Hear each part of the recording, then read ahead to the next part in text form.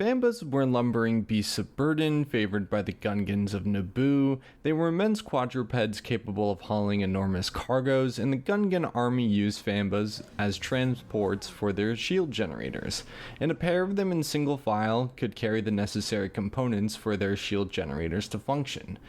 Native on the planets Naboo and Onderon, they are terrestrial herbivores of the swamp. Fambaas were technically amphibians but had scaly hides like reptiles, and they had tails made of cartilage, strong joints, pillars like limbs which helped them carry large loads, and broad feet with wide toes to increase their stability and stop them from sinking into the marshes. They obtained their food by easily knocking over trees to get leaves and berries. They also foraged for underwater plants, breathing underwater and swimming with ease. They reached sizes up to 9 meters or 30 feet, and the average size of a Fambaa was 5 meters or 16 feet.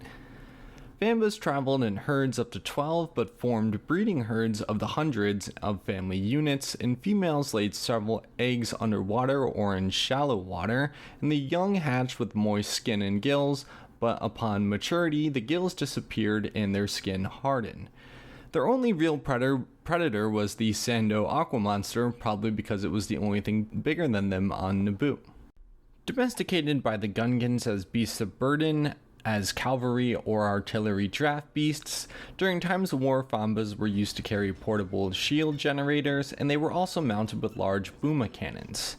Used all over the galaxy for merchants, traveling circuses, for transportation, and even for show, their blood was even used in a science experiment by the Empire for Grand Admiral Thrawn, and their meat could be served as a delicacy in a dish known as Fama Delight.